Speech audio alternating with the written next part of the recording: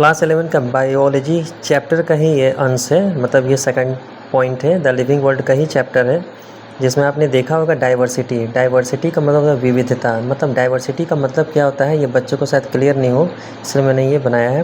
देखो, दुनिया में बहुत तरह के जीव, कोई बहुत बड़ा है, कोई बहुत छोटा है, कोई उड़ता है, कोई तैरता है, कोई ज़मीन पर चलता है। इसी तरह अलग अलग प्रकार के जीवों को ही बायोडाइवर्सिटी कहते हैं, क्योंकि एक तरह का स्पेसीज़ हमारे धरती में है नहीं। अगर एनिमल्स है तो वो उसमें भी बहुत सारे कैरेक्टरिस्टिक आ जाते हैं, अगर बर्ड्स हैं तो उसमें भी अलग अलग तरीके के प्रजाति आते हैं। तो देखो, कोई बहुत बड़ा होता है जैसे हाथी, हाथी बहुत बड़ा जीव है। कोई बहुत छोटा है यानी कि बैक्टीरिया, बैक्टीरिया बहुत छोटे होते हैं, ये केवल इसको माइक्रोस्कोप से देखा जा सकता है। कोई उड़ता है यानी कि ईगल, ईगल एक पंछी है जो आकाश में उड़ता है।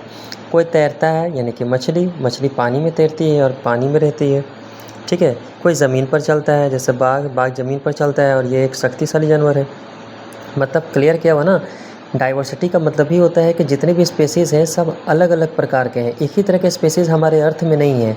इसी को हम लोग डाइवर्सिटी का नाम देते हैं, इसी को हम लोग डाइवर्सिटी बोलते हैं। आई होप कि आपको ये बिल्कुल इमेज से समझ में आ गया होगा और जिसको मैंने एक्सप्लेन अच्छे तरह से किया।